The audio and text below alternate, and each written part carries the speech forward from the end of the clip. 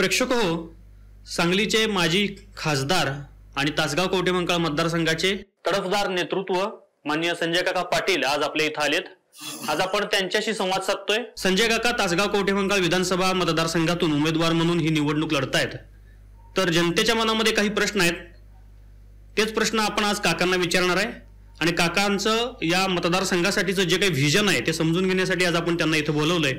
मी काकांचं सत्यवेद माध्यम समूहाच्या वतीने स्वागत करतो. काका नमस्कार. नमस्ते. तुमचं सत्यवेद माध्यम समूहामध्ये स्वागत आहे.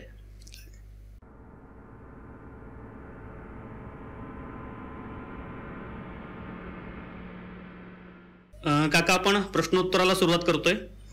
तुमच्यासाठीचा पहिला प्रश्न असा आहे, राजकीय वारसा तुम्हाला कुटुंबातूनच मिळाला. तुमची पहिलवान म्हणून ओळख होती. सांगलीमधून तुम्ही नगरपालिकेचे नगरसेवक म्हणून तुम्ही राजकारणामध्ये आलात. तुमचा राजकीय प्रवास सुरू झाला. तर ही सुरुवात कशी झाली त्याविषयी आम्हाला जाणून घ्यायला आवडेल. मी सांगलीला माझे काका DK पाटील हे नगरपालिकेमध्ये नगरसेवक, माझे नगराध्यक्ष म्हणून काम करत होते. मी वार्ड नंबर 66 त्यावेळेचा त्या प्रभागातून निवडणूक लढवली. त्यावेळचे एक जुने जाणते नेते अजिजभाई शिकलगार यांचे पुत्र हरुणभाई शिकलगार की जे नंतर सांगलीचे महापौर झाले, त्यांच्या विरोधात मी निवडणूक लढवली. वास्तविक त्या वार्डाशी माझा तसा कोणताही संबंध नव्हता. त्या वार्डामध्ये मी उभा राहिलो आणि मोठ्या फरकाने लोकांनी मला त्या इलेक्शनमध्ये निवडून दिलं. नगरपालिकेचे इलेक्शन हे निमित्त होतं, पण त्यावेळचे काही राजकारणातल्या मोठ्या हस्ती यांच्याशी माझा संघर्ष होता आणि त्या संघर्षाच्या माध्यमातून त्यांनी केलेल्या तक्रारी आणि या हाय व्होल्टेज या वार्डातली इलेक्शन म्हणून त्यावेळेला त्या ठिकाणी पोलीस बंदोबस्त आणि CRP अशा त्या ठिकाणी सगळ्या मागवून ठेवल्या होत्या. त्यामुळे ती इलेक्शन लोकांच्या आशीर्वादानं, सहकार्यानं मला लोकांनी यशस्वी केलं. मोठ्या फरकाने जिंकता आली आणि पुन्हा मी उपनगराध्यक्ष म्हणून काम केलं. नंतर तासगावचा आमचा जो विधानसभा मतदारसंघ आहे, माझे चुलते थोरले दिनकराबा पाटील हे त्या तासगाव तालुक्यातून 3 वेळा आमदार होते. अतिशय प्रभावी नेतृत्व, एक संयमी नेतृत्व, धुरंधर राजकारणी म्हणून लोक त्यांच्याकडे पाहत होते. तेव्हा त्यांचं वय झालं होतं आणि त्यावेळेला आमच्या राजकीय जो गट आहे, जी पार्टी आहे, त्यातल्या लोकांनी आग्रह केला म्हणून मी पुन्हा तासगावला राजकीय आणि सामाजिक जीवनात काम करण्यासाठी गेलो.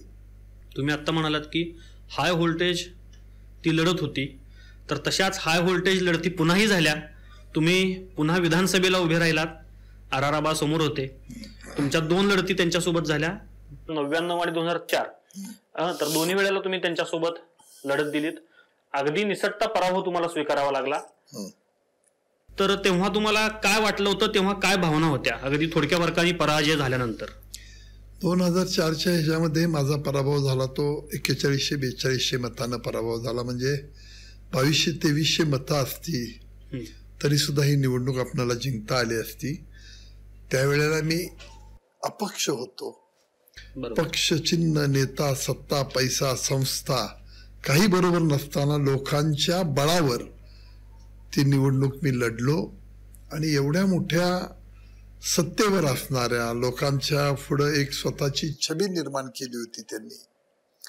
अशा माणसाच्या विरोधामध्ये या मतदारसंघामध्ये फार थोड्या फरकानं मला अपयश आलं. त्याला कारण अनेक आहेत, पण थोडंसं आता तुम्ही स्पर्श केलाय तर सांगतो की त्यावेळेला ते गृहमंत्री होते.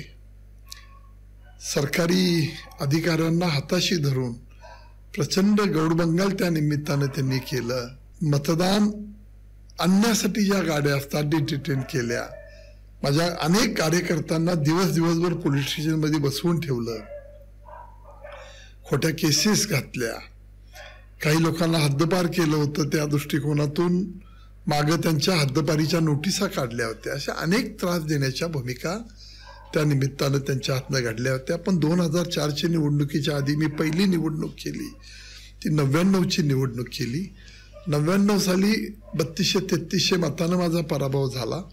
ज्याला म्हणू आपण की टफ फाईट त्यावेळेला आराराबांच्या बरोबर माझी झाली. 1600-1700 मताचा आकडा वाढला असता तर ही निवडणूक आपण जिंकला असतो. पण मी निवडणूक हारलो म्हणून कधी दुःखी झालो नाही. लोकांची सेवा करणं, सत्ता हे सेवेचं साधन समजून आपण या निमित्तानं काम करण्याचा प्रयत्न करतोय. महाराष्ट्राच्या राजकारणात एक दबदबा असणारं नाव म्हणून आराराबांकडे पाहिलं जात होतं. ते राज्याचे गृहमंत्री होते, ग्रामविकास मंत्री होते आणि त्यांच्यासोबत तुमची लढत जी महाराष्ट्रावर गाजली, जी थोडक्या मतानं त्यांच्यासोबत तुमचा पराभव झाला, ह्या सगळ्या गोष्टी होत असताना 2004 नंतरच्या कालावधीमध्ये तुम्ही आराराबांशी जुळवून घेतलं. तुम्हीही राष्ट्रवादीमध्ये गेलात, तुम्हाला विधान परिषदेवरती संधी मिळाली. हे कसं शक्य झालं? तिथं तुम्ही एक पाऊल मागे आलात, काय कारण होतं? की या सगळ्या प्रक्रियेमध्ये मी कधीही त्यांच्याशी जुळवण्याचा प्रयत्न केला नाही. मी माझं तत्व होतं लोकांसाठी लढणं, ती माझी भूमिका कायम राहिली. मला पवार साहेबांच्याकडनं निरोप आले, मला एकदा नाही 2दा 3दा निरोप आले. मी त्या प्रक्रियेमध्ये कधीही गेलो नाही. पण त्यावेळचे मुख्यमंत्री विलासरावजी देशमुख यांची आणि पवार साहेबांची चर्चा झाली. त्यांनी पवार साहेबांनी त्यांना सांगितलं की मी त्या माणसाला सत्ता दिली, पदं दिली, मोठी पोझिशन दिली, हे एवढं सगळं देऊन सुद्धा तालुक्यात ते बरोबर येत आहेत. आणि 2004च्या निवडणुकीमध्ये ही निवडणूक कशी जिंकली हे मला माहिती आहे. त्यामुळे त्याला कुठल्याही परिस्थितीमध्ये आपल्या पक्षामध्ये घ्यायचं आहे. आणि एवढ्या मोठ्या माणसांच्याकडून राज्य लेवलवरचे, देश लेवलवरचे ते नेते 2दा 3दा निरोप आल्यानंतर मग मी भेटलो आणि मग त्या संबंधामध्ये चर्चा झाल्या. पवार साहेबांनी काही शब्द दिले, अजितदादांनी काही शब्द दिले आणि मग ती निवडणुकीच्या आधी 2008ला मला विधान परिषदेवर घेतलं गेलं. आणि मग तिथून मला 5-5.5 वर्ष त्या विधान परिषदेच्यावर राहता आलं. 4-5 महिने बाकी होते. आराराबांशी माझं जुळलं नाही, जमलं नाही. मी पवार साहेबांनाही सांगितलं, अजितदादांनाही सांगितलं. त्यांचा आग्रह होता पुन्हा तुम्हाला विधान परिषदेवर घेतात, आम्ही रिपीट करतोय. पण ज्या पद्धतीनं काही ठरलं होतं विधानसभा मतदारसंघाच्या दृष्टिकोनातून काम करायचं, एकमेकाला विश्वासात घेऊन काम करायचं, ते घडत नसल्यामुळे मी पवार साहेबांना 2-3दा तक्रारी केल्या होत्या. त्यावर काही म्हणावा तसा रिस्पॉन्स मला मिळाला नसल्यामुळं तसा मी 2008 नंतर 1-2 वर्ष 1.5 वर्ष कसं तरी जुळला असेल. पुढे मी थोडीशी अलिप्तता घेतली आणि आपलं काम मतदारसंघाच्या दृष्टिकोनातून करण्याचा प्रयत्न करत राहिलो. म्हणजे 2009ला जेव्हा पुन्हा विधानसभा येणार होती तेव्हा तुमचा विधान परिषदेचा कार्यकाल अजून पूर्ण व्हायचा होता. 1 वर्ष झालं होतं. 1 वर्ष झालं होतं. त्यावेळेला मतदारसंघ पुनर्रचनाही झाली होती. तासगाव, कवठेमंकाळ हा एकत्र मतदारसंघ झाला होता. बरोबर. त्या दरम्यान नुकतीच लोकसभा पण झाली होती. घोरपडे सरकार त्या मतदारसंघातून पूर्वी नेतृत्व करत होते, कवठेमंकाळमधून. मतदारसंघ पुनर्रचनेमध्ये घोरपडे सरकार त्यांच्यासोबत लढतील अशी एकूण भावना होती मतदार संघामधल्या लोकांची. पण तसं झालं नाही. घोरपडे सरकारांनाही तिथं त्यांनी सुद्धा माघार घेतली आणि आबांसाठी तो वन वे झाला, तो एक वेगळा प्लॅटफॉर्म तयार झाला. तुम्हीही विधान परिषदेवरती होतात त्यामुळे हे शक्य झालं. 2009 साली त्यामध्ये मध्यस्थी मीच केली होती. पवार साहेबांचे निरोप होते, जयंत पाटील साहेब त्यामध्ये होते. पण सुरुवात करण्याचं काम मी केलं. काही त्यांना शब्द दिले, त्या निमित्तानं कितपत त्यामध्ये पाळले गेले हा थोडासा पुन्हा संशोधनाचा विषय होईल. पण त्यांना एक मला वाटतं NHBच्या बोर्डावर घेतलं गेलं. नॅशनल हॉर्टिकल्चर बोर्ड, ज्याला बागवानी बोर्ड म्हणून म्हणलं जातं. त्यांच्या सत्काराच्या निमित्तानं ते मी भागाभागात जाऊन आम्ही ते सत्कार घेतले. मतदारसंघाचं हित पाहणं किंवा ते एका उंचीवर गेलेले आहेत त्या उंचीचा, त्या पदाचा उपयोग मतदारसंघासाठी करणं ही आमची भूमिका त्यांच्या मागे होती. पण त्यांना ते फारसं रुचत नव्हतं. त्यांना रोज आपली प्रतिमा, आपली छबी ज्याला मराठीत आपण म्हणतो, ती रोज मीडिया पुढे असणं, रोज टीव्ही पुढे येणं, रोज न्यूज व्हॅल्यू मध्ये आपण बोलत राहणं, अशा गोष्टीवर त्यांचं जास्त लक्ष होतं. आणि म्हणून मतदारसंघाच्या विकास कामामध्ये किंवा विकासांना गती देण्यामध्ये त्यांचं फारसं लक्ष राहिलं असं मला वाटत नाही. माझी टर्मला 5-6 महिने बाकी होते, पण आर.आर. आबांचा आणि माझा काही प्रश्नांच्यावर वाद निर्माण होत गेला. ज्या कमिटमेंट होत्या की एकमेकाला विश्वासात घेऊन आपण काम करायचं, त्या घडत नव्हत्या. नेहमी ते माझ्यापासून अंतर ठेवून राहू लागले. त्याला का पुन्हा पुन्हा या गोष्टीचं मनामध्ये भय राहत होते मला कळलं नाही. आणि माझ्यासारख्याच्या डोक्यामध्ये एक होतं की आपला हा संघर्ष पराकुटीचा संघर्ष थांबून मतदारसंघासाठी त्यांना एक फुल वेळ देऊन काम करता येईल, आपणही वेळ देऊन काम करू. एका मर्यादेच्या पलीकडे जाऊन जो पराकुटीचा संघर्ष सुरू होता, त्यानं मतदारसंघासाठी आपल्याला काहीतरी या सगळ्या गोष्टी थांबून काम करता येईल चांगलं, या उद्देशानं आपण ती भूमिका घेतली होती. म्हणजे 2009च्या विधानसभेवेळी तुमच्या मध्यस्थीने काही गोष्टी ठरल्या आणि तिथून त्यांच्यासाठी तो मतदारसंघ सुखकर झाला. थोडक्यात सुखकर झाला. 2014ला जेव्हा लोकसभा होणार होती तेव्हा तुम्ही राष्ट्रवादीमधून बीजेपीमध्ये गेलात. तुम्हाला बीजेपीची ऑफर मिळाली, तुम्ही लोकसभेचं तिकीट घेतलं आणि सांगली लोकसभा मतदारसंघामधून तुम्ही या लोकसभेसाठी उभे राहिलात. बीजेपीच्या कमळ या चिन्हावरती ही निवडणूक तुम्ही लढवलीत. तुम्ही खासदार झालात. राज्यामध्येही भाजप युतीचं सरकार आलं, केंद्रामध्ये भाजप युतीचं सरकार आलं.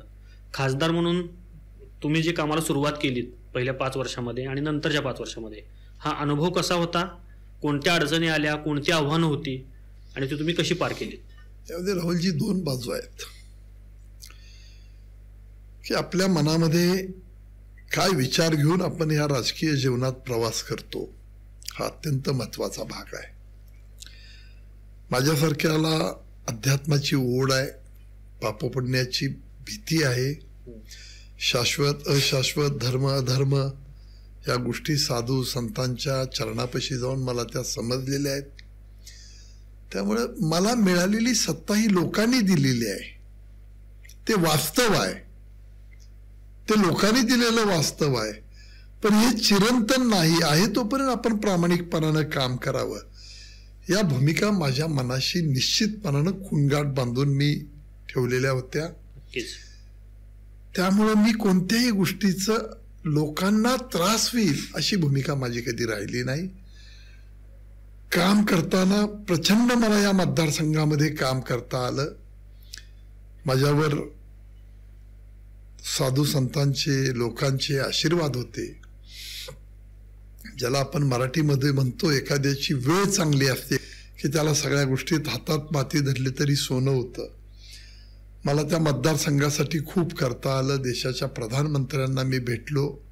म्हैसाळ योजना जी अपूर्ण होती, जे बॅकलॉग झाला होता, पश्चिम महाराष्ट्रावर जो काही 15-16 पैसे 1 रुपयामधले खर्च करता येत होते, अशानं ते एस्केलेशन जेवढं होतं तेवढेच पैसे खर्च होत होते. कासव गतीनं योजना पूर्ण होणार होत्या किंवा 10-15 वर्ष लागली असती. त्याचा पूर्ण मी अभ्यास केला, चांगल्या लोकांशी बसलो आणि मी प्रधानमंत्र्यांना भेटलो की माझ्या या मतदारसंघातली ही योजना आहे, ही पूर्णत्वाला गेली पाहिजे. कवठेमंकाळ तालुका दुष्काळ आहे, त्याच्यापेक्षा जतची अवस्था वाईट आहे की जतमधनं किमान माझ्या माहितीप्रमाणे 45,000 ते 50,000 लेबर ऊस तोडायला बाहेर जात असतो. त्यांच्या हातातला कोयता हा निघाला पाहिजे आणि त्यांना क्षेत्र भरपूर आहेत, जमिनी चांगल्या आहेत, लोक कष्टाळ आहेत. पाणी दिलं तर त्या ठिकाणी ते अतिशय चांगल्या पद्धतीनं शेती करतील, उत्पन्न काढतील आणि त्यांची आर्थिक संपन्नता, समृद्धी त्यांना निश्चितपणाने त्यातून मिळू शकते.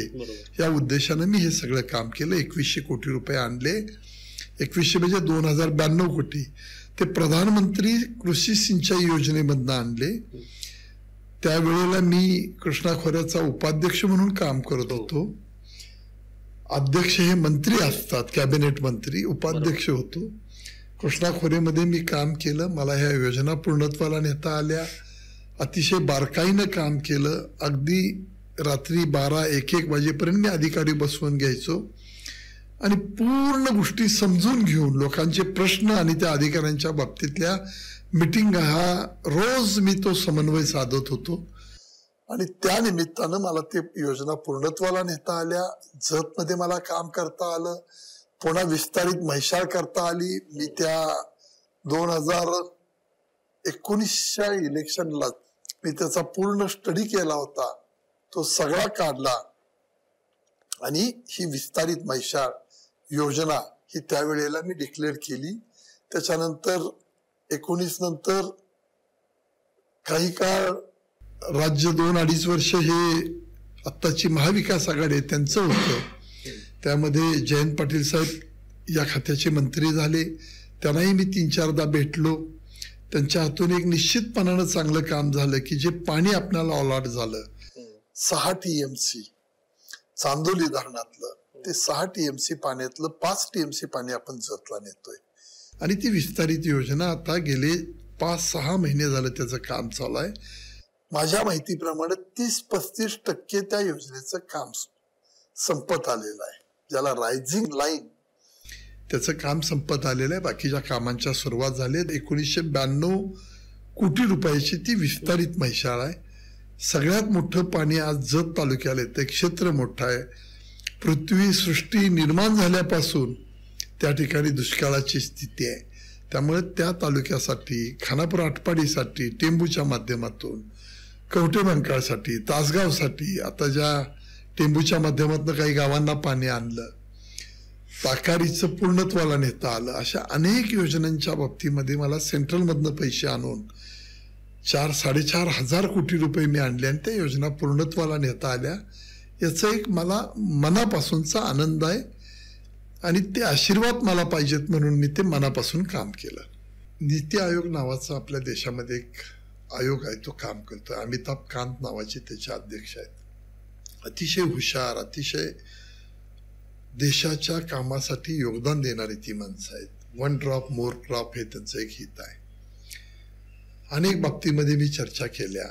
याच्यामध्ये आमच्या तालुक्यातली आरफळची कोपर्डी लिंक, तारळी नदीतलं पाणी त्यांना खाली येण्यासाठी ते हट्टानं भांडण करून मी पाणी घेतलं.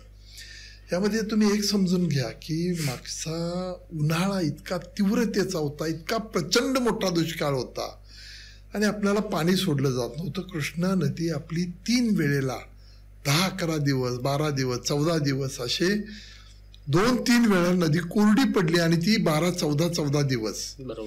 सगळ्या नदीकाठचे नदी कोरडी झाल्यामुळे जॅकवेल, पिण्याच्या पाण्याचे, शेतीच्या पाण्याचे सगळे जॅकवेल कोरडे झाले.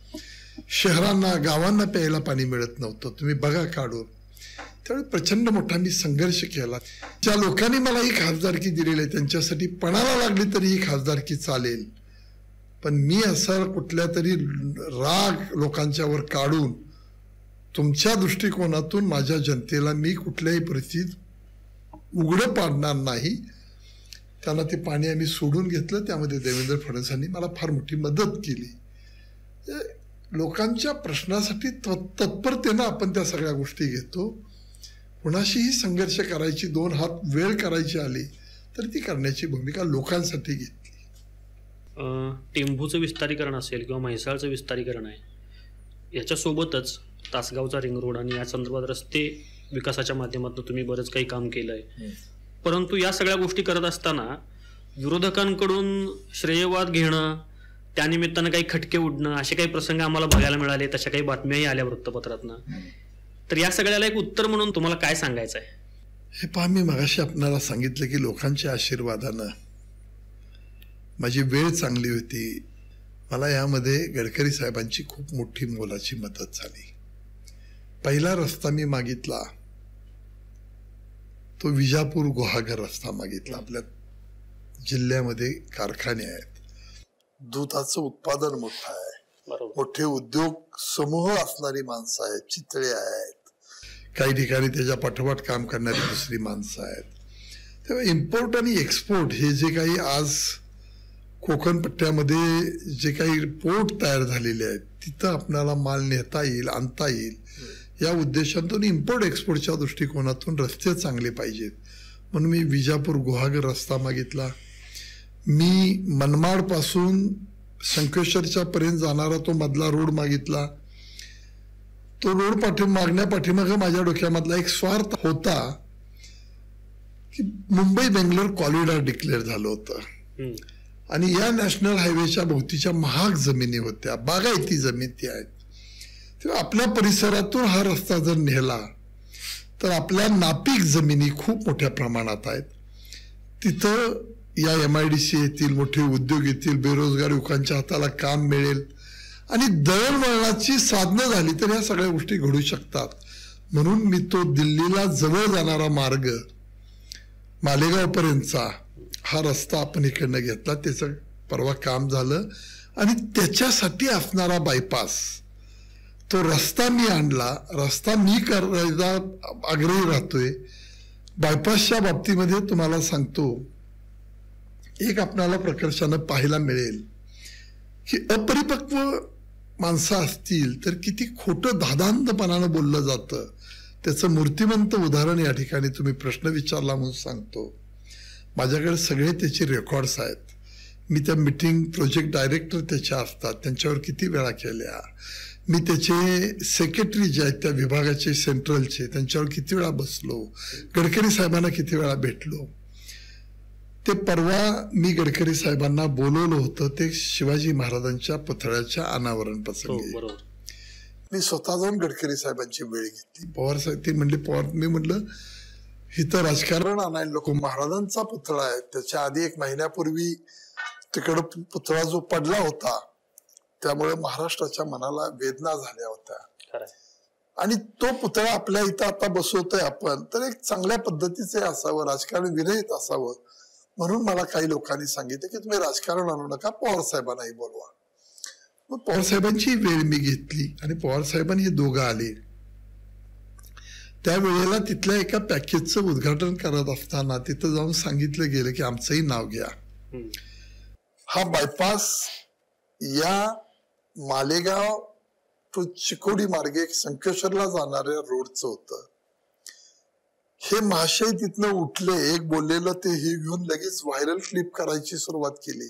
त्यांनी सांगितलं यासाठी मला लोकप्रतिनिधींचा आग्रह होता, या आमदारांचाही आग्रह होता असं त्यांनी सांगितलं. माणूस समोर गेला, एखादा माणूस सांगतं, तेवढीच व्हायरल केली आणि हे तिथून व्हायरल करून गेले. बोर्ड फ्लेक्स लावले. ते कुठे लावले? आमच्या इथल्या रिंग रोडला जाऊन लावले, जे भिलोडी नाक्यापाशी, जिथं ज्या रिंग रोडला ह्यांनी आरारावा असताना 10 वर्ष पैसे आणू शकले नाहीत. त्या जमिनी शेतकऱ्यांच्या पैसा जमिनीचा मोबदला देऊ शकले नाहीत. मी बजेटमधनं मागच्या वेळच्या 1 वर्ष 1.5 वर्षापूर्वीच्या बजेट झालं त्यातनं 80-85 कोटी रुपये आणले आणि ती तासगावच्या वाहतुकीचा जी कोंडी होती, वाहतुकीचा जो अतिशय त्रासदायक प्रश्न आहे, गावावरून जाणाऱ्या लोकांचाही आहे रस्त्यावरून आणि गावातल्या लोकांनाही त्याचा त्रास होतो, म्हणून तो प्रश्न सोडवण्यासाठी हे केलं. अशा क्षुल्लक अपरिपक्व वागणारी माणसं दुसऱ्यानं केलेल्या कामाचं श्रेय घेताना ते नीट माहितीही नाही त्याचं श्रेय घ्यायला लोक जातात. त्यावेळेला काही वेळा वाटतं की आजकालच्या युगामध्ये सोशल मीडिया किंवा ट्विटर किंवा तुम्ही इंस्टाग्राम ज्या ह्या बाबी आहेत, थोडंसं आम्ही या गोष्टीपासून अलीकडे निर्माण झालेल्या गोष्टी आहेत याच्यापासून थोडंसं अलिप्त असतो. त्याची भावना ही आहे की आपण काम करत असताना लोकांच्यासाठी काम करायचं आहे, आपण करतो हे कर्तव्य म्हणून करायचं आहे आणि हे करताना लोकांना त्याचा फायदा होतोय, त्याचे आशीर्वाद मिळावे ह्या भावनेनं आपण काम करावं या उद्देशानं करतो. तिथं फ्लेक्स लावावेत, लोकांच्यावर आपण मानसिक गुलामगिरी लादल्यासारखं, त्या लोकांना गुलामगिरी ठेवल्यासारखं करू नये. हे लोकांचे पैसे आहेत, त्याला आमदार फंड, खासदार फंड, वेगवेगळे केंद्रातनं पैसे राज्याला येतात, राज्य खाली देतं. एवढं सगळं असताना सुद्धा मला मोठ्या प्रमाणामध्ये काम करता आलं. नॅशनल हायवे आहेत, पाण्याच्या योजनांचे पैसे आणता आले. 1200-1250 कोटी रुपये मी टेंबूला आणले. खटापूरला, सातारला पैसे आणले. अनेक योजनेच्या बाबतीमध्ये मला हे काम करता आलं, त्याचा आनंद आहे. तुम्ही शेती आणि पाण्याच्या बाबतीत बऱ्याच काही गोष्टी सांगितल्यात, बऱ्याच काही विकास कामांचा तुम्ही आढावा घेतलात, आणलेला निधी सांगितलात, रस्त्यांच्या बाबतीत तुम्ही काही विकासात्मक जी काही कामं केलीत त्याचा उलगडा केलात. संजय काका हे धार्मिक आहेत, आध्यात्मिक आहेत. तुम्हीही आत्ता ते बोलताना थोडंसं स्पष्टीकरण त्या संदर्भात दिलं. पण याच्या पाठीमागं आध्यात्मिक आणि धार्मिक असणारा माणूस शांत असतो, संयमी असतो. त्याच्यासोबत संजय काका हे एक व्यक्तिमत्व म्हणून सर्वसामान्यांना जेव्हा दिसतं तेव्हा ते कणखर, परखड, आरेला कारे म्हणून प्रत्युत्तर करणारं असं जे काही सेट झालंय हे कितपत खरं आहे आणि जेणेकरून ते सर्व समाजामध्ये तसं भासतंय, दिसतं, तेच खरं वाटत असतं असा एक आभास आहे की काका आरेला पटकन कारे म्हणतात, प्रत्युत्तर देतात. आणि याच्या संदर्भात तुम्हाला काय उत्तर द्यायला आवडेल? की मी माझ्या राजकीय जीवनाला सुरुवात करत असताना 99ची निवडणूक केली, 2004ची निवडणूक केली. आरारामांचं त्यावेळी नाव राज्यभर होतं, मोठ्या पदावर काम करत होते. माझ्याकडून आघात कोणावर झाले नाहीत, पण माझ्या कार्यकर्त्यांच्यावर ज्यावेळी आघात होतात त्यावेळी मला त्यांचं संरक्षण करणं, त्याच्या वेळेला, त्याच्या प्रसंगाला धावून जाणं हे मी माझं कर्तव्य समजतो. प्रचंड पोलीस बळांचा वापर करून वेगवेगळ्या गोष्टीत कार्यकर्त्यांना अडचणीत आणून लोकांच्यावर जुलूम करणं म्हणतो आपण, त्रास देतं, हरॅशमेंट करणं, हे प्रकार आमच्याच कार्यकर्त्यांच्यावर झाले.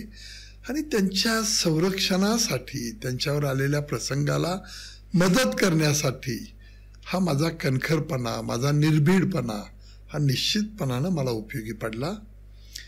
मी होऊन कधी कोणावर अन्याय करायला गेलो नाही, पण एखादा मनुष्य माझ्या कार्यकर्त्यांच्यावर आघात करतोय त्यावेळी मी निश्चितपणाने त्याचं संरक्षण करायला पुढे धाडसानं धावलेलं आहे. त्यामुळे लोकांना काही वेळा वाटतं की माझी आक्रमकता आहे, पण ती आक्रमकता माझ्या लोकांच्या मत्तीला जाण्यासाठी असते, त्यांच्या होणारे अन्याय दूर करण्यासाठी असते. त्यामुळं बाहेर काय आभास केला जातो, मला कसं डॅमेज केलं जातं, कशी गोबेल्स नीती वापरली जाते, हे अनेक वर्ष हे माझ्यावर झालेले प्रयोग आहेत. म्हणून मगाशी मी तुम्हाला सांगितलं की ज्याला पाप आणि पुण्य याचं भय आहे तो माणूस कधी चुकीचं वागत नाही. त्यामुळं मी 100% ह्या गोष्टीला विश्वास ठेवणारा माणूस आहे. आपण चांगलं वागलं, चांगलं काम केलं, चांगलं पेरलं तर चांगलं उगवतं म्हणतात, तसं चांगलं काम करत जाऊया ही माझी भूमिका आहे. त्यामुळे मी होऊन कोणावर अन्याय करायला गेलो नाही किंवा कुणी मला भीती घातली तर कधी घाबरलोही नाही. हा माझा निर्भीडपणा आहे, धाडशीपणा आहे. तो माझ्या लोकांच्या, कार्यकर्त्यांच्या, सहकाऱ्यांच्या साठी मी निश्चितपणानं त्यांच्या वेळेसाठी धावून जातो. तुम्हीच आत्ता म्हणालात की मी एक आध्यात्मिक व्यक्ती आहे, पाप पुण्याचं मला भय आहे. तुम्ही अध्यात्माकडे कसे ओढले गेलात? ही गोडी कधीपासून लागली? लहानपासूनच परिवारामध्ये हे संस्कार होते का अलीकडच्या काळामध्ये तुम्हाला ही आवड लागली? लहानपणापासून माझे आई वडील दोघेही धार्मिक आहेत. 91च्या नगरपालिकेच्या इलेक्शनच्या वेळेला मी मगाशी आपल्याला म्हणलं की त्या इलेक्शनच्या वेळेला काही माझ्यावर तक्रारी केल्या गेल्या आणि CRPच्या प्लाटून ठेवण्यापर्यंत तिथं मजल गेली. आणि अशा वेळेला काम करत असताना माझ्यावर खूप मोठे संघर्ष होत होता. त्यामुळे आरोप प्रत्यारोप होत होते. माझे चुलते मला एकदा सांगलीचे केळकर महाराज जे आहेत, दासराम महाराज ज्यांना म्हणतो आपण, त्यांच्याकडे घेऊन गेले DK काका. आणि तेव्हापासून मला ते अधिक गोडी लागत गेली. त्याची प्रत्यंतर मला आली, प्रचिती आल्या अध्यात्मातल्या. आणि मग मी सातत्यानं त्यांच्या कीर्तनामध्ये जाणं, त्यांच्याकडं दर्शनाला जाणं, कीर्तनाला बसणं, ह्या गोष्टी सातत्यानं माझ्याकडनं होत राहिल्या. त्यामुळे मला अध्यात्माची आवड खूप लागली आणि ते माझं भाग्य समजतो मी की ह्या आध्यात्मिक जीवन आपणाला माणसाला असलं पाहिजे असं माझ्यासारख्याचं मत आहे. तुमच्यासाठी पुढचा प्रश्न असा आहे, संजय काका कधी भावनिक होतात? भावनिक निश्चित होतो, मलाही मन आहे. म्हणून तुम्हाला मगाशी मी म्हणलं की ज्याला पाप आणि पुण्याचं भय आहे तो माणूस चांगलंच वागतो. कणखरपणा आपल्या सहकाऱ्यांच्यावर, आपल्या कार्यकर्त्यांच्यावर जेव्हा आघात होतो त्यावेळी त्याचं संरक्षण करण्याची जबाबदारी आपली असते. प्रसंगी माझ्यावर केसेस झाल्या, आंदोलनं केली, मोर्चे काढले, प्रचंड लोकांनी मला 9-9 दिवस उपोषणाला बसल्यानंतर हजारो महिला यायच्या. मोर्चे माझे त्यावेळचे 25,000, 30,000, 35,000चे मोर्चे व्हायचे. Real fact. 5 आणि 10,000चा मोर्चा आणि 25,000 आकडा सांगा नाही, 25-30 हजाराचे मोर्चे काढलेले आहेत. तहसील ऑफिसाला काही वेळेला प्रश्न सुटत नाहीत झाल्यावर कुलप घातलेले आहेत. प्रचंड पोलीस बंदोबस्त असताना सुद्धा ते प्रश्न सुटत नाहीत तोपर्यंत आपण ते आंदोलनं ठेवलेली आहेत, 9 दिवसाची उपोषणं केलेली आहेत, बैलगाड्यांची मोर्चे काढलेले आहेत. अनेक बाबी मी या लोकांच्या प्रश्न घेऊन उभा राहणारा कार्यकर्ता आहे. नेता कधीही होण्याचा प्रयत्न नाही. आजही मी कार्यकर्ता आहे, मी कुठला नेता समजत नाही. जेव्हा तुम्ही मोर्चे काढलेत, आंदोलनं केलीत, त्यावेळेचा काळ वेगळा होता. आजही तुम्ही त्याच तडफेनं काम करतायत, उत्साह दांडगाय. तर या फिटनेसचं रहस्य काय आहे? रहस्य त्याचं एकच आहे की मी पूर्वी तालमीमध्ये खूप व्यायाम केलाय. चांगला पैलवान म्हणून माझ्या हातनं खूप माझ्या वस्तादांनी व्यायाम करून घेतलाय. वारसा आहे मला. माझ्या आईचे चुलते पैलवान भारत भीम, ज्योतिरामदादा सावर्डेकर, विष्णुबन सावर्डेकर हे चांगले देश लेवलवरच्या कीर्तीचे मोठे पैलवान होऊन गेले. तेव्हा खूप चांगल्या व्यायामानं माझी प्रकृती अतिशय निकोप आहे. ना मला ब्लड प्रेशर, ना मला डायबिटीस, ना मला कुठला हार्टचा त्रास. पण मी 84 साली व्यायाम बंद करून, तालीम बंद करून पुन्हा शेती औषधाचं दुकान, ट्रॅक्टरची एजन्सी या व्यवसायाकडे गेलो. 91 पर्यंत, 85 पासून 91 ते 2004 पर्यंत मी व्यवसाय केले. आणि 2004 नंतर मात्र दुष्काळाची सामना करत असताना लोकांच्याशी माझा संपर्क आला होता. मी माझा व्यवसाय तो स्टॉप केला आणि पूर्ण ह्यानं मी तासगाव तालुक्यामध्ये कामात राहिलो. नक्कीच, कारण तुमची तब्येत इतकी चांगली आजही आहे, त्याच्यातून आमच्यासारख्या युवकांनाही प्रेरणा मिळते की या वयातही तुम्ही इतक्या सक्षमपणानं बऱ्याच काही गोष्टी हाताळताय, इतकी धावपळ करून ही उत्साही असता. 2014च्या निवडणुकीमध्ये तुम्ही खासदार झालात. त्याच वेळेला विधानसभा निवडणूक त्यानंतर लागली. तेव्हा अजितराव घोरपडे सरकारांनाही तुम्ही भाजपमध्ये घेतलं. त्यांना तासगाव कवठेमंकाळची उमेदवारी मिळाली. त्यांनी 2014ची निवडणूक कमळ चिन्हावरती लढली. 2019च्या निवडणुकीमध्ये विधानसभेच्या मतदारसंघामधलं जे काही जागा वाटपाचा जो काही भाग होता त्याच्यामध्ये ते चिन्ह पुन्हा शिवसेनेला उमेदवारी मिळाली आणि तिथं धनुष्यबाणावरती अजितराव घोरपडे सरकार पुन्हा मैदानात उभे होते. पण त्यावेळेला त्यांच्यासमोर सुमनताई होत्या, तिथंही त्यांचा पराभव झाला. या दोन्ही पराभवानंतर अजितराव घोरपडे सरकार यांची तुमच्यावरती नाराजी तयार झाली. असं तेव्हा बोललं गेलं बऱ्याचदा की खासदार ही तासगावचाच, आमदार ही तासगावचाच, असा नारा दिला गेला. खरंच असं काही होतं? 2014च्या निवडणुकीमध्ये खूप ताकदीनं आणि शक्तीनं पण आम्ही काम केलं. 2019च्या निवडणुकीमध्ये सुद्धा आम्ही काम प्रामाणिकपणानं केलं. पण लोकांच्या मनामध्ये, आमच्या तालुक्यातल्या लोकांच्या मनामध्ये एक भावना तयार झाली. आराराबाच्या लोकांना असं वाटायला लागलं की या सगळ्या प्रक्रियेमध्ये संजय काका एक काम करणारा, थोडा खमक्या माणूस आहे, तो जिल्ह्यात काम करतोय. आपल्या जरी वहिनींना आमदारकी असली तरी इथंही लक्ष देता येतंय. त्यामुळे त्या उद्देशाने त्यांनी त्या आमच्या तालुक्यामध्ये सरकारांना जेवढी मतं पाहिजे होती तेवढी आम्हाला त्यांना त्यांच्या पाठीशी उभं करता आली नाही.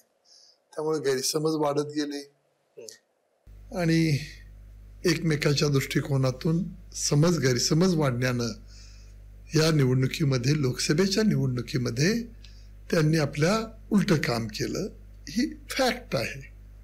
2024च्या निवडणुकीमध्ये अपयश यायला अनेक कारणं आहेत. पक्षांतर्गत काही लोकांनी उलटं काम केलं, विरोधकांचे काही मुद्दे लोकांच्या डोक्यामध्ये गेले होते, मुस्लिम समाजाच्या बाबतीमध्ये त्यांच्या मनामध्ये काही तेढ निर्माण अधिक झाली होती, वाढलेली होती. दलित बांधवांच्या बाबतीमध्ये एक नरेटिव्ह, फेक नरेटिव्ह ज्याला आपण म्हणतो, तो सेट झाला होता की 400 पार ह्यांना संविधान बदलायला पाहिजे, आणि कुठले तरी जुने व्हिडिओ काढून ते फिरवून लोकांच्या मनामध्ये ते भय निर्माण झालं. त्यामुळे तेही समाजाच्या लोकांनी आपणाला 2024च्या निवडणुकीमध्ये मदत केली नाही किंवा त्यांना मदत करता आली नाही. अशा अनेक बाबी त्यामध्ये आपल्याला दिसून येतात. नाही म्हणलं तरी सांगलीचं तिकीट मिळालं नाही म्हणून त्यांना सिंपत्ती तयार झाली. गेले 9-10 दिवस TV चॅनल, प्रसिद्धी या माध्यमातून ते चर्चेत राहिले, सिंपत्ती तयार झाली. अशा अनेक बाबी आहेत. पराभवाला कारण सांगणारा मी नाही. पराभव झाला, मी काही कमी पडलो असं समजून मी दुसऱ्या दिवसापासून कामाला लागलो. पण लोकांनी सांगितलं तुम्ही हे इलेक्शन करा. अजितदादांनी आग्रह केला आणि मग मला ही इलेक्शन, विधानसभेची इलेक्शन करण्यासाठी भाग पडलं. 2024च्या निवडणुकीला तुम्ही आता म्हटल्याप्रमाणेच अजितराव घोरपडे सरकारांनी तुमच्या विरोधात जाऊन विशाल पाटील यांचा प्रचार केला. विशाल पाटील विजयी झाले, तुमचा पराभव झाला. आता पुन्हा 2024च्याच या विधानसभेला अजितराव घोरपडे सरकार तुमच्या सोबत आहेत. त्यांनी लोकसभेची प्लेट फिरवून लावली. कोणती जादूची कांडी फिरवलीत? अजितराव घोरपडे सरकार आज तुमच्या सोबत आहेत. राहुलजी, एक लक्षात घ्या आपण की अजितराव घोरपडे एक सिनियर नेते आहेत. खूप पथ्य पाळून त्याही माणसानं राजकीय आणि सामाजिक जीवनामध्ये काम केलेलं आहे. नक्की.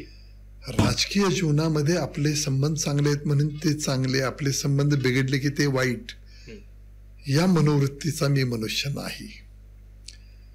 पण ज्या वेळेला ह्या सगळ्या गोष्टी घडल्या, गेले 35 वर्ष आमच्या तालुक्यामध्ये आराराबा आणि त्यांच्या घरातले आमदार आहेत. आराराबांचं दुःखद निधन झालं दुर्दैवानं. त्याच्यानंतर वहिनींना त्या ठिकाणी काम करता आलं. पण आराराबांसारख्या मोठ्या पदावर काम करणाऱ्या माणसांना मतदारसंघासाठी जेवढं तत्परतेनं, तळमळीनं काम करायला पाहिजे होतं ते घडलं नाही. त्यामुळे तुम्ही बघा, अगदी एवढा मोठा मनुष्य ज्यांची राज्यभर छबी होती, अशा माणसांच्या विरोधामध्ये 2-3 हजार मतांच्या फरक कायम राहत गेला. त्याच्यापेक्षा अधिक कधीच फरक तो वाढला नाही. तेवढ्याच फरकानं दोन्ही इलेक्शन झाल्या. त्यामुळं जादूची कांडी घोरपडे सरकारांच्यावर फिरवली नाही. पण मात्र त्यांना मी या विधानसभेच्या इलेक्शनच्या आधी भेटलो. त्यांना सांगितलं, एकतर इलेक्शन तुम्ही करा, आम्ही तुम्हाला पाठिंबा देतो, किंवा आम्ही करतो, तुम्ही पाठिंबा द्या. त्यांनी 2 दिवसाची वेळ मागितली, विचार केला आणि सांगितलं तुम्ही इलेक्शन करा, आम्ही तुम्हाला पाठिंबा देतो. याचं कारण हे आहे की या सामाजिक कामामध्ये आमदारकी लोकांच्या कामासाठी वापरली पाहिजे. 35 वर्षामध्ये आपण पाहिलं तर कुठलेही मोठे प्रोजेक्ट आमच्या मतदारसंघामध्ये आणले नाहीत. कुठला मोठा उद्योग उभा केला नाही, कुठलं इंजिनिअरिंग मेडिकल कॉलेज उभा केलं नाही, कुठला शैक्षणिक हब निर्माण केला नाही, कुठल्या दृष्टिकोनातून मोठ्या उद्योगधंदे आणावेत ते झालं नाही. एक सूतगिरणी उभा केली, ती अडचणीत आली. गेले 2-3 वर्ष, ती 4 वर्ष बंद आहे. पण कुठलाही उद्योग त्यांना आणता आला नाही, करता आला नाही, वाढवता आला नाही, चालवता आला नाही. तुम्ही तुमचा संघर्ष सांगितलात. घोरपडे सरकारांसोबत तुम्ही आता एकत्र काम करताय, जुळवून घेतलंय. विधानसभेला ते तुमच्या सोबत आहेत. विधानसभेच्या या निवडणुकीला सुरुवात होण्यापूर्वी तुमचे चिरंजीव प्रभाकर बाबा पाटील हे रोहित पाटील यांच्या विरोधात लढतील असं चित्र होतं. पण जागा वाटपांचा जो काही फॉर्म्युला होता तो ठरला. जागा ही राष्ट्रवादी अजित पवार गटाला सुटली. राष्ट्रवादीच्या चिन्हावरती दोघांपैकी कोण लढायचा हा प्रश्न निर्माण झाला. तेव्हा प्रभाकर बाबांनी ही निवडणूक न लढता या निवडणुकीसाठी तुम्ही स्वतः रिंगणात उतरताय. काय कारण? मी माझ्या सहकाऱ्यांशी, माझ्या कार्यकर्त्यांशी मी बोललो. जसं म्हणतात की निर्माण होणारं नाश पावत असतं, तो एक सिद्धांत आहे. काल कोणाचं तरी होतं, आज कोणाकडे तर आहे, उद्या कोणाकडे तरी ते जाणार आहे. बरोबर. 5-5.5 वर्ष आपल्याला विधान परिषदेवर आमदार म्हणून काम करता आलं. 10 वर्ष खासदार म्हणून काम करता आलं. त्याच्या आधी मी अण्णासाहेब पाटील आर्थिक विकास महामंडळावर होतो. त्याच्यानंतर मी कृष्णा खोरेवर काम केलं. देशाच्या स्टँडिंग कमिट्या ज्या असतात, मी जलसंसाधन कमिटी जी आहे तीच कमिटी 10 वर्ष मागून ठेवली. ऑइल कंपन्यांच्या कमिट्या आहेत, फायनान्स कमिट्या आहेत, बँकिंगच्या कमिट्या होत्या, फिरायला जायला खूप वेगवेगळ्या चांगल्या कमिट्या असतात. मी कुठलीही कमिटी घेतली नाही, एवढीच घेतली. आणि हे पाण्याचे प्रश्न सोडवण्यासाठी मला त्या गोष्टीचा फार मोठ्या प्रमाणामध्ये उपयोग झाला. मी सहकाऱ्यांशी चर्चा केली, मुलाला पुढं घेऊन तुम्ही चालवा, जी लोक आपल्याला भेटतील त्यांच्या कामामध्ये मदत करावी. पण मला पार्टीच्या दृष्टिकोनातून मुलांना ती सीट तासगाव कोटेमंकाळची राष्ट्रवादीला गेलेली होती. राष्ट्रवादी अजितदादांच्याकडं, ती राष्ट्रवादी आज आहे. माझ्या कार्यकर्त्यांनी मला आग्रह केला आणि मला त्यांनी सांगितलं की मुलाचं वय आहे अजून, त्याला काम करू द्या. माझ्या सहकाऱ्यांनी, कार्यकर्त्यांनी मला आग्रह केला की काका आपण ही इलेक्शन करूया. कोणतीही तमा न बाळगता, कोणताही विचार न करता मी त्याला होकार दिला. त्याचं कारण असं, हे लोकांनी आपणाला उभं केलेलं आहे, लोकांसाठी आपणाला काम करायचं आहे. तो कन्सेप्ट डोळ्यापुढे ठेवून आपण त्या ठिकाणी ते काम करत चाललोय. म्हणून मला उभं राहण्यासाठी हा आग्रह झाल्यामुळे मी उभा राहिलो. नक्कीच. विशाल पाटलांनी खासदारकीला तुमचा पराभव केला, त्यानंतर ते अधिकच आक्रमक झालेत. काही दिवसापूर्वी त्यांचा सरकारांनी सत्काराचा कार्यक्रम घेतला, तेव्हा ते म्हणाले की घोरपडे सरकारांशिवाय तासगाव कवठेमंकाळला पर्याय नाही, असं त्यांचं विधान होतं. त्यानंतर तासगावच्या एका कार्यक्रमात ते म्हणाले की रोहित पाटलांच्या पाठीमागे आम्ही ताकदीनं उभं राहू. तो विषय झाला. त्यानंतर एका तासगावच्याच कार्यक्रमामध्ये तुमची आणि त्यांची शाब्दिक चकमक झाली. काय वाटतं, काय सांगाल याच्याबद्दल? माझ्यासारख्याची भूमिका हीच असते की ते खासदार झालेत, त्यांना त्या कार्यक्रमाला बोलावं. वास्तविक आम्ही तो कार्यक्रम करू शकत होतो. त्या बिल्डिंग अतिशय चांगली बांधलेली आहे. त्या इमारतीला आम्ही नाव वी.स. पागे हे नाव दिलेलं आहे, पागे साहेबांचं. त्या कार्यक्रमाला बोलवा, आपण तिथं येऊन सुद्धा मुद्दाहून काहीतरी वाद उफाळून काढले पाहिजेत, उकरून काढावे, त्या उद्देशाने त्यांनी तिथं पुन्हा काही स्टेटमेंट करायला सुरुवात केली, ओरडायला, तिथं दंगा करायला सुरुवात केली. अशा ह्या प्रक्रिया त्या निमित्तानं जाणून आपल्याला दिसून आल्या. वाद हे तात्विक असावेत, एकमेकाचा संघर्ष हा तत्वासाठी असावा, पण त्यांच्याकडून ते काही पाळलं जात नाही. म्हणून मग मला सांगावं लागलं की बाबांनो, आपण खूप गोष्टीत अडचणीत आहात. कोणाच्या तरी बर्बादी करणं, कोणाला तरी रस्त्यावर आणणं हा काही फार मोठा पुरुषार्थ समजला जात नाही. कोणालाही ते आमच्यासारख्या माणसाला आवडत नाही. तुम्ही ते आम्हाला मार्गाला नेऊ नका. अशा पद्धतीचं मला शेवट सांगणं, निर्वाणीचं सांगणं भाग पडलं. काका, तुम्ही अनेक मुद्द्यांवरती स्पष्टपणानं आपलं मत व्यक्त करताय. तुमच्यासाठी पुढचा प्रश्न असा आहे, तासगाव कवठेमंकाळ विधानसभा मतदारसंघाची निवडणूक तुम्ही लढताय. तुम्ही खासदार म्हणून 10 वर्ष जो काही कार्यकाळ पूर्ण केला, या कालावधीत तासगाव कवठेमंकाळ मतदारसंघासाठी विशेष कोणती कामं किंवा कोणता निधी तुम्ही आणला, कुठल्या कामांसाठी पाठपुरावा केला, सविस्तरपणानं काय सांगाल? ज्या वेळेला मी खासदार होतो त्यावेळी जिल्हा हे कार्यक्षेत्र होतं. बरोबर. त्याच्यासाठी खूप मोठ्या प्रमाणामध्ये मी केंद्र सरकारमधनं पैसे आणले. मला काम करत असताना जे प्रश्न भेडसावत गेले आणि जे लोकांच्या दृष्टीने अडचणीचे आहेत ते म्हणजे वीज बिलाचा प्रश्न. तो सातत्यानं आवाजून उभा राहत होता. त्याच्यामध्ये त्यावेळचे तत्कालीन मुख्यमंत्री देवेंद्र फडणवीस यांनी 81% हे सरकार देणार, 19% हे फक्त शेतकऱ्यांनी द्यावे. सरकार म्हणजे आमचं महामंडळ कृष्णा खोरे. तो एक निर्णय झाला, त्यामुळे थोडा दिलासा आला. पण तरी सुद्धा 19% माझ्या माहितीप्रमाणे 5-5.5% कधी जास्त पाणीपट्टीचे पैसे आपल्याला जमा झालेत असं नाही. याच्यासाठी आम्ही खूप विचार केला आणि सोलरची मोठी या ठिकाणी 200 मेगावॅटचा तो प्रकल्प आणला. त्याला फॉरेन बँकेतून पैसे आणले आणि ते फक्त अवघ्या 3-3.5% मिळाले. 1500 ते 1550 कोटी रुपये तो प्रोजेक्ट आहे.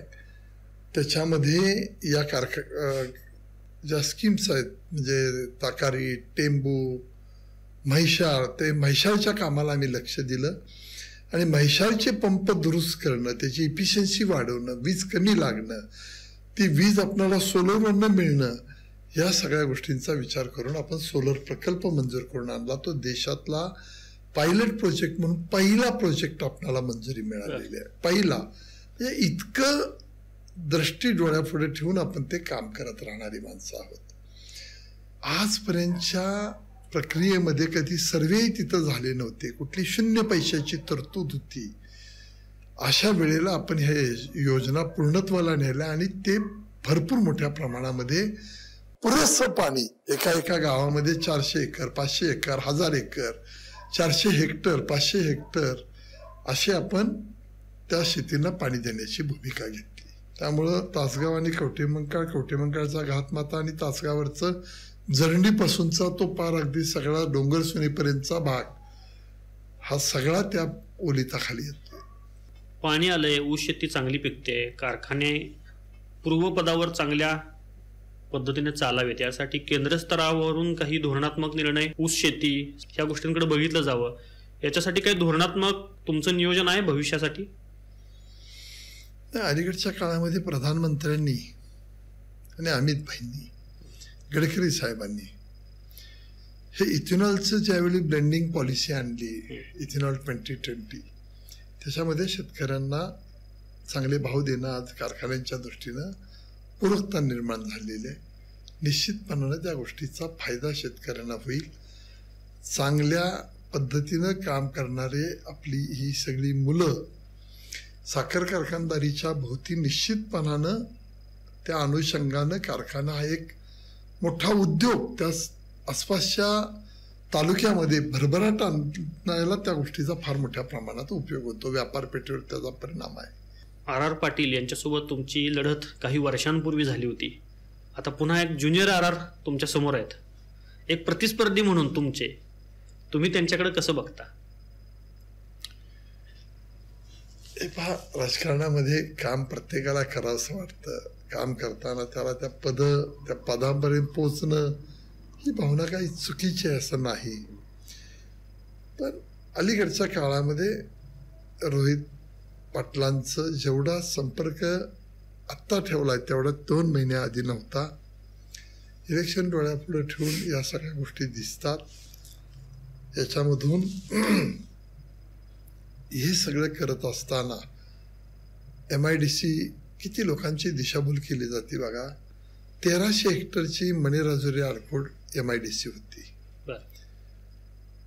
काही लोकांनी विरोध केल्यानंतर ते थांबवलं. लोकांनी आग्रह केला, आम्ही त्यांना सांगितलं की ही बागायत जमिनी लोकांच्या पिढ्यानपिढ्याच्या भाकऱ्या आहेत, नाही घेऊ नका तुम्ही. पण जो सगळा माळरान भाग आहे, जो बॅरल लँड आहे, ज्या टेकड्या आहेत, त्या घेऊन तिथे MIDC दृष्टीनं करू. भले 3300-3400 एकराची MIDC, भले 2000ची होऊ द्या, आपण इकडं करूया. ते काही घडलं नाही तसं त्यांच्या हातनं. आता मुलांना काहीतरी 50 एकराचे 4 उद्योग सुद्धा येणार नाहीत. अशा गोष्टी तिथे येऊन बोर्ड लावून त्याची प्रसिद्धी घेऊन JCBनं गुलाल उधळून स्वतःच अनेक बाबी या सगळ्या गोष्टी आपल्याला प्रकर्षानं दिसून येतील. आता सध्या निवडणुकीच्या रिंगणामध्ये रोहित पाटील अशा नावाचे 3 डमी उमेदवार उभे आहेत आणि ते तुम्हीच उभे केलेत असा एक आरोप आहे तुमच्यावर. नाही, त्यात आरोप म्हणण्यापेक्षा लोकशाहीनं दिलेला तो अधिकार आहे. त्यालाही वाटत असेल की बाबा आपल्याला काही मतं मिळू शकतात, पण असं घडत नाही. आता सोशल मीडियामुळे ह्याच्यामुळे आपण पाहतो. निवडणूक तुम्ही लढताय, प्रचाराचे कोणते मुद्दे आहेत तुमच्यासाठी? ही निवडणूक राजकीय अस्तित्वाची आहे, सरकारांसाठी ती प्रतिष्ठेची आहे. निवडणूक तुम्ही लढणं म्हणजे रोहित यांच्यासाठी फार मोठं आव्हान आहे, तर तुमच्यासाठी ती जोखीम आहे असं तुम्हाला वाटतं? इलेक्शन म्हणल्यानंतर रिस्कही असते, जोखीमही असतेच. म्हणून बघाशी मी सांगितलं मुलाच्या बाबतीत की त्याला कामाची आवड आहे, तू तुझ्या पद्धतीनं संपर्क ठेवून लोकांच्या कामात राहा. पण मी उभा राहिलो ते मला माझ्या सहकार्यांनी, कार्यकर्त्यांनी सांगितलं की तुम्हाला इलेक्शन करावं लागते. तेव्हा मी ती रिस्क घेऊन मी कोण होतो, काय आहे, ते सगळं मी लोकांच्यामुळं झालंय. लोकांसाठी पणाला लागण्याची माझी भूमिका राहते. म्हणून या सगळ्या गोष्टी मी लोकांच्या सांगण्यानुसार उभा राहिलेला आहे आणि वातावरणही पूरक आहे, त्याला यशही मिळेल अशी स्थिती आहे. राज्याच्या राजकारणात या 5 वर्षांमध्ये अनेक घडामोडी घडल्या. सत्तांतर झाली, पक्षांची फोडाफोडी आपण पाहिलीत, अनेक नेते इकडून तिकडे गेले, बऱ्याच काही गोष्टी घडल्या. जागा वाटपांमध्येही बऱ्याच जागांची अदलाबदल झाली. त्यातलाच एक भाग म्हणून तुम्हीही भाजपमधून राष्ट्रवादीकडे आलात. कमळ सोडून तुम्ही आता मतदारसंघामधून घड्याळ या चिन्हावरती ही निवडणूक लढताय. तुमच्या हातात आता घड्याळ आहे. भाजपचा पारंपरिक मतदार घड्याळाला मतदान करेल याच्यासाठी तुम्ही काय सांगाल, किंवा त्यांनी का मतदान तुम्हाला करावं? नाही, 2 बाजू आहेत. ही महायुती आहे, तिन्ही पक्षांचा आणि अन्य घटक पक्ष म्हणून मिळून हे सरकार आहे. हा मतदारसंघ राष्ट्रवादीला गेलाय. माझी आणि देवेंद्र भाऊंची चर्चा झाली. त्यांनी सांगितलं की काही सीट्स आपल्याला त्यांना द्यायच्या आहेत. ती तासगाव कवठेमंकाळ हा राष्ट्रवादीला सुटलेली जागा आहे, त्यामुळे आपल्याला तिकडं प्रयत्न केलेले बरे, म्हणून तिकडं मी उभा राहिलो. आपला प्रश्न असा आहे की भाजपचे लोक मतदान करतील का, तर ते निश्चितपणाने करतील, कारण हे महायुतीच्या माध्यमातून चाललेलं सरकार आहे. कुठलाही किंतु परंतु कोणाच्याही मनामध्ये राहणार नाही, कारण आपल्याला सगळ्यांच्या सीट्स मिळून हे सरकार मोठ्या फरकानं आणायचं आहे. ह्या योजना पुढे नेऊन त्याच्या काही व्याप्त्या वाढवायच्या आहेत. तेव्हा निश्चितपणानं कुठल्याही पक्षाची माणसं त्यामध्ये प्रतारणा करतील अशी स्थिती दिसून येत नाही. अनेक प्रश्नांवरती काका तुम्ही परखडपणानं आपलं स्पष्टपणानं मत व्यक्त करताय. तुमच्यासाठी पुढचा प्रश्न असा आहे की लाडकी बहीण योजना जी आता सरकारनं आणली आहे, महिलांच्या खात्यामध्ये 1,500 रुपये जमा झालेत. तुम्ही प्रचाराच्या निमित्तानं फिरताय, कसा प्रतिसाद आहे, काय वाटतं या सगळ्या योजनांच्या बाबतीत? लोक काय बोलताना किंवा त्यांच्या भावना काय आहेत, किंवा अशा कोणकोणत्या अजून योजना शासनानं आणल्यात त्याच्याबद्दल तुमच्यापर्यंत पोहोचलेल्या प्रतिक्रिया कशा आहेत? लाडकी बहीण योजना जी आहे, मुख्यमंत्री लाडकी बहीण, ही महिलांच्या दृष्टीनं खूप भावलेली आहे. त्याच्याबरोबरची दुसरी अतिशय मोठी योजना आणली, 7.5 HP पर्यंतचे सगळे मागची बिलं 0 करून येणं, ते माफ करून 0% बिल देणं. अशा सगळ्या भूमिका शेतकऱ्यांच्या दृष्टीने अतिशय महत्वाच्या आहेत. त्याची काही रुपये वाढवण्याच्याही घोषणा केल्या, 1500वरून 2100वर जावं. अशा अनेक बाबीमुळं महिलांनाही त्याचा मोठ्या प्रमाणामध्ये फायदा होतोय आणि महिला या सिन्सिअर असतात, त्यामुळं महायुतीलाही त्याचा फायदा होईल असं प्रकर्षानं आम्हाला खाली जाणवत आहे. निश्चित शासन स्तरावरती अशा नवीन नवीन योजना आणल्या जातातच, त्याचं पूर्व नियोजन करूनच या योजना राबवल्या जातात. तासगाव कवठेमंकाळ मतदारसंघात नुकताच एक प्रकार घडला. तासगावात पैसे वाटपाचा एक प्रकार घडला आणि त्या संदर्भात तुम्ही ते आरोप घेतलात की विरोधी पक्षाकडून दिवाळीच्या पार्श्वभूमीवरती फराळ आणि पैशाचं वाटप होतंय. त्याच्या संदर्भात काही पुरावेही तुम्ही सादर केलेत. काय होतं हे सगळं? मी त्या दिवशी तासगाव शहरामध्ये माझी पदयात्रा चालू होती. मला काही मंडळींचे फोन आले की असं असं साठेनगर म्हणून एक मातंग समाजाची वस्ती आहे, त्या ठिकाणी रोहित पाटील पदयात्रेनं भेटतायत आणि मागं पैसे वाटप, फराळाबरोबर वाटप चाललेलं आहे पैशांचं. त्या ठिकाणी काही कार्यकर्ते गेले, पाहायला गेले. त्यावेळेला भीतीनं त्यातली काही माणसं पळून गेली की जे पैसे वाटप करत होते. 1-2 माणसं सापडली, एकाकडे काहीतरी ₹1,00,000-1,25,00,000 रुपये मिळाले असं दिसून येतंय. त्यावेळी रोहित पाटलांनी सांगितलं की ते माझे कार्यकर्ते नाहीत. पहिल्यांदा त्या मुलाला त्यांचे वकील जे आहेत ते भेटायला आले. त्याला काही सांगितलं, त्याला दुखतंय, छातीत दुखतंय म्हणून तिकडे नेलं. कुठलाही ECG मध्ये फॉल्ट आला नाही, काय आला नाही. 2-2.5 तास त्याला बाहेर नेलं. त्यांची बहीण स्वतःची स्मिता पाटील त्या ठिकाणी त्याला भेटल्या. त्याला सांगितलं की आता तू सापडला आहे, तुझी झडती घेतलेली आहे, इन कॅमेरा सगळं झालेलं आहे, तर तू दिवाळीची भाऊबीजेचे पैसे वाटतोय असं सांग. मला एक सांगा की एका माणसाकडे $1,00,000-1,50,000 रुपये वाटून भाऊबीज वाटणारे एवढे धर्मात्म पुण्यात्मे मला आमच्या परिसरामध्ये कुठं दिसले नाहीत. हे सगळं रोहित पाटलांचा बनाव उघडा झाला, त्याच्या मागचं षडयंत्र उघडं झालं. पैसे वाटण्याची भूमिका, आम्ही किती गरीब आहेत म्हणून लोकांची सहानुभूती घेणारी माणसं एका मताला 3-3 हजार रुपये वाटायला लागलेत. तर हे पैसे येतात कुठून? आणि त्यांची मग प्रतिमा जी आहे ती खऱ्या अर्थानं फाटली, त्यांचा बुरखा फाटला तो. आणि मग नंतर त्यांनी सांगितलं ते माझे कार्यकर्ते आहेत पण ते वाटत होते. पोलिसांनी त्यांचे स्टेटमेंट घेतले, काही 1-2-3 लोकांचे स्टेटमेंट घेतले. त्यांनी सांगितलं रोहित दादा पुढे फिरतायत आणि मागे कसली भाऊबीज वाटायला लागलेत मतांचे पैसे घेऊन. त्यामुळं ह्या सगळ्या लोकांना दूधखोळं समजण्यातला प्रकार आहे. लोकांना काय समजायचं आहे ते समजून गेलं. अतिशय चुकीच्या पद्धतीने एका कार्यकर्त्याला लाखो रुपयांची ऑफर येत आहेत. प्रत्येक गावात पैसे चाललेले आहेत. वेगवेगळ्या पद्धतीचे सगळे धाबे, कुपनं, जेवणं, सगळ्या प्रक्रिया सुरू आहेत. आणि दुसऱ्याला नावं ठेवण्यापेक्षा आपण किती चुकीचं वागतोय, व्यसनाधीन मुलं करतोय, याचा विचार खरं त्यांनी केला पाहिजे. तो करत नाहीत. हे ह्या मतदारसंघाचं दुर्दैव आहे. पण या अनुषंगाने त्यांच्याकडून उलटा तुमच्यावरतीच आरोप केला गेला की ती माणसं तुमचीच होती. त्याला काय तुमचं उत्तर आहे?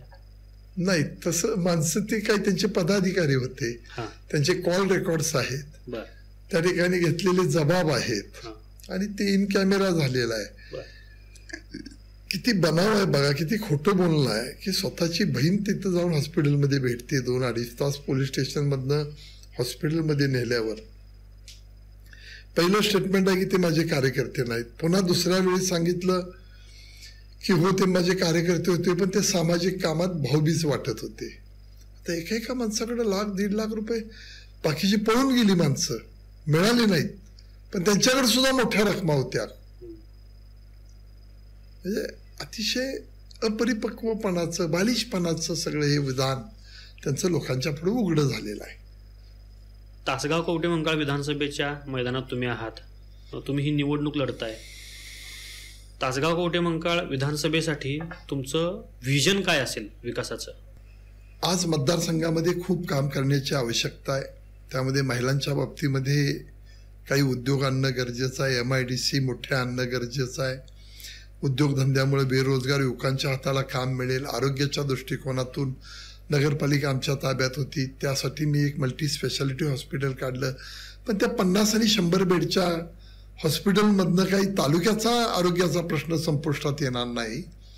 त्याच्यासाठी मोठे हॉस्पिटल, शैक्षणिक हब, इंजिनिअरिंग, मेडिकल, MBA, पॅरामेडिकल्स, अशा अनेक बाबी आपल्याला कराव्या लागतील.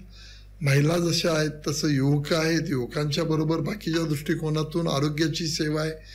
अशा सगळ्या गोष्टी आपल्याला करणं गरजेचं आहे की त्याशिवाय सर्वांगीण तालुक्याचा विकास हा आपल्याला साधता येणार नाही. तसा केल्याशिवाय मतदारसंघ हा खऱ्या अर्थानं विकासाच्या दृष्टीनं पुढं चाललाय हे आपल्याला दिसून येणार नाही. म्हणून हे करणं गरजेचं आहे. नक्कीच. विशेषतः कवठेमंकाळ तालुक्यासाठी तुमचं काय नियोजन आहे विकासाच्या दृष्टीनं? हे पहा, कवठेमंकाळमध्ये टेंबू योजनेला मी सेंट्रल गव्हर्नमेंटमधनं पैसे आणले.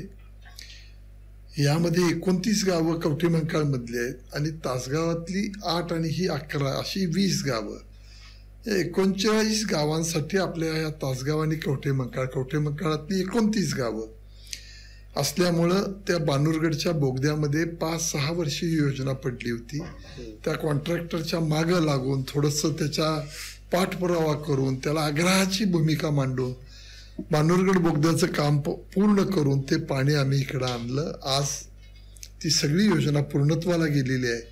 माझ्या माहितीप्रमाणे तिथं किमान 2 वर्ष आपण त्या परिसरामध्ये चांगल्या पद्धतीनं शेतकऱ्यांच्या बांधापर्यंत पाणी देण्याचं काम करतो. टेंबू योजनेसाठी आणलेले पैसे माझ्या तालुक्यामध्ये 29 गावं, या तालुक्यामध्ये थोडं धनगर समाजाचं प्राबल्य आहे. काही लोकांच्या बाबतीमध्ये काय होतं माहीत नाही, पण त्या गावांना त्यांनी पाणी दिलं नाही. त्यामुळे प्रचंड अडचणीत राहिलेली ती गावं, त्या गावामध्ये धनगर समाज मोठ्या प्रमाणामध्ये अशी भूमिका काही आहे का हा संशय निर्माण करणारी गोष्ट माझ्यासारख्याच्या मनामध्ये होती. येते की त्या गावांची ती योजना पूर्णत्वाला नेली नाही, माझ्या हातून ती पूर्ण करता आली. हे मला माझ्या दृष्टिकोनातून आनंद वाटतोय की मला या लोकांच्या कामासाठी उपयोगी पडता आलं. कवठेमंकाळ आणि तासगाव हा तसा दुष्काळी भाग म्हणून त्याच्याकडे पाहिलं जायचं. पाणी आल्यामुळं सगळा भाग हा सुजलाम सुफलाम झालाय, शेती पिकली आहे. विशेषतः कवठेमंकाळमधला साखर कारखाना बंद आहे. रोजगाराच्या संधी तिथं आत्ता नव्यानं कुठल्या दिसत नाही आहेत. या दृष्टीनं तुमचे काही भविष्यात नियोजन आहे, काही प्रयत्न होतील, प्रक्रिया उद्योग किंवा नवीन कोणतं एखादा प्रकल्प उभा करणे या संदर्भात? यामध्ये शेतीपूरक उद्योग आणले पाहिजेत आणि इस्रायलला अशा बाबी ज्या पिकं आपण ठरवून थोडंसं लोकांना देणं आणि तिथंच त्याचं व्हॅल्यू ॲडिशन करणं, ही एक माझ्या डोक्यामध्ये संकल्पना आहे, माझ्या डोळ्यापुढं ती संकल्पना आहे. तेव्हा तशाही बाबतीमध्ये माझा निश्चितपणानं प्रयत्न होईल. आणि MIDC मोठे उद्योगधंदे आले की त्याला लागणारे अनेक छोटे छोटे उद्योग त्या निमित्तानं उभारत असतात, तर त्यासाठी निश्चितपणानं प्रयत्न केला जाईल. आणखी एक बाजू आपल्याला दिसून येते की 35 वर्ष त्यांच्या घरामध्ये सत्ता आहे आमदारकीची. 35 वर्षामध्ये त्यांना या मतदारसंघाचं फार मोठ्या प्रमाणामध्ये काम करता आलं असं नाही. विकासाच्या दृष्टिकोनातून आम्ही आता तो 35 वर्षाचा बॅकलॉग अनुशेष हा आम्ही निश्चितपणानं भरून काढू. काही माणसांनी मतदारसंघामध्ये निवडून येण्यासाठीच मतदारसंघ वापरला, ते मोठे झाले आणि मतदारसंघ या सगळ्या सुविधा विकासापासून मागं ठेवण्याचं काम झाले. तोच मतदारसंघ पुढे नेण्यासाठी निश्चितपणाने मी प्रामाणिकपणानं प्रयत्न करणार आहे. मतदारसंघामध्ये अनेक प्रकल्प आणून, MIDC आणून, उद्योगधंदे वाढवून, पिकांचं नियोजन करून या सगळ्या भूमिका मी निश्चितपणानं करणार आहे. तासगाव कवठेमंकाळचे एक लोकप्रतिनिधी म्हणून, मतदारसंघामधले एक तुम्ही आता निवडणुकीच्या रिंगणात उतरलेले उमेदवार म्हणून मतदारांना काय आवाहन कराल? आपला प्रश्न एक महत्वाचा आहे की तुम्हाला का मतदान करावं, काय तुम्ही आव्हान करणार. तर कामाचा माणूस पाहून लोकांना माहिती आहे, मी 10 वर्षामध्ये खासदार म्हणून काम केलेलं आहे, 5.5 वर्ष विधान परिषदेचा आमदार म्हणून काम केलंय. जो राहिलेला बॅकलॉग आहे, विकासाची गती वाढवण्याचं काम मला करायचं आहे. तेव्हा घड्याळ हे माझं चिन्ह आहे. घड्याळासमोरचं बटन दाबून लोकांनी मोठ्या मताधिक्यानं मला निवडून द्यावं. हा विकासाचं पर्व निश्चितपणानं मी पुढं गतिमान करेन, हा विश्वास या निमित्तानं या मतदार बंधू भगिनींना, तरुणांना निश्चितपणाने आवाहन करतोय. निश्चितपणानं काका, तुम्ही आता समर्पक अशी उत्तरं दिलीत. तुमच्या भावना मतदारसंघाबद्दलच्या तुम्ही स्पष्टपणानं बोलून दाखवल्यात. मन मोकळा संवाद तुम्ही साधताय. आता आपला जो पुढचा राऊंड येतोय तो रॅपिड फायर राऊंड आहे. राज्याच्या राजकारणातला व्हिजन असणारा नेता तुम्हाला कोण वाटतं? नाही, तसे तिघही आपापल्या परीनं खूप चांगलं काम करतायत. नक्कीच. पण मी अनेक वर्ष देवेंद्र भाऊंच्या बरोबर काम केलेलं आहे. बरोबर. त्यामुळे तिघांच्याही दृष्टिकोनातून आपल्याला तिन्ही आपापल्या परीनं काम करतायत. धडेगावात नेता म्हणून त्यांचा आपल्याला परफॉर्मन्स दिसून आलाय. तुमचा राजकीय आयडॉल कोण? देश पातळीवर का राज्य पातळीवर? दोन्ही सांगितलं तरी चालेल. देश पातळीवर आयडॉल मोदी साहेब हे निश्चितपणानं आहेत, कारण अतिशय निस्पृहपणानं देशसेवेचं व्रत घेऊन काम करतायत. ते माझ्या पुढं आयडॉल आहेत. आणि राज्य पातळीवर? राज्य पातळीवर आपण पाहिलं तर ही तिन्ही नेते मंडळी आज अतिशय चांगल्या पद्धतीनं काम चालू आहे. त्यामुळे तिन्ही माणसं आपल्या पुढे आयडॉल म्हणून आहेत. छान. नक्कीच काका, तुम्ही आज आमच्या इथं आलात, अतिशय मनमोकळेपणानं संवाद साधलात, सगळ्या प्रश्नांची उत्तरं परखडपणानं निसंकोचपणानं दिलीत. मला असं वाटतं की तुम्हाला विचारलेल्या प्रश्नांच्या उत्तरांमधून मतदारसंघातील सामान्य मतदारांना बराच काही संदेश मिळाला असेल. त्यांच्या मनामधल्या असणाऱ्या बऱ्याच प्रश्नांची उत्तरं त्यांना मिळाली असतील. तुम्ही इथं आलात, आमच्याशी मनमोकळा संवाद साधला, त्याबद्दल आपले धन्यवाद. थँक्यू. प्रेक्षक हो, आज सांगलीचे माजी खासदार संजय काका पाटील आपल्या स्टुडिओमध्ये उपस्थित होते. तासगाव कवठेमंकाळ विधानसभा मतदारसंघामध्ये ते उमेदवार म्हणूनही उभे आहेत. आज आपण त्यांच्याशी मनमोकळा संवाद साधला. जनतेच्या मनामध्ये असणारे काही प्रश्न आपण त्यांना विचारले, त्यांनी त्याची दिलखुलासपणानं उत्तर दिली. मला असं वाटतं की त्या सर्व प्रश्नांची उत्तरं तुम्हाला मिळाली असतील. ही मुलाखत तुम्हाला कशी वाटली ते कमेंटमध्ये लिहा आणि सत्यवेद चॅनेलला लाईक करा, शेअर करा आणि सबस्क्राईब करायला विसरू नका. पुन्हा भेटूच पुढचा विषय घेऊन. तोपर्यंत नमस्कार.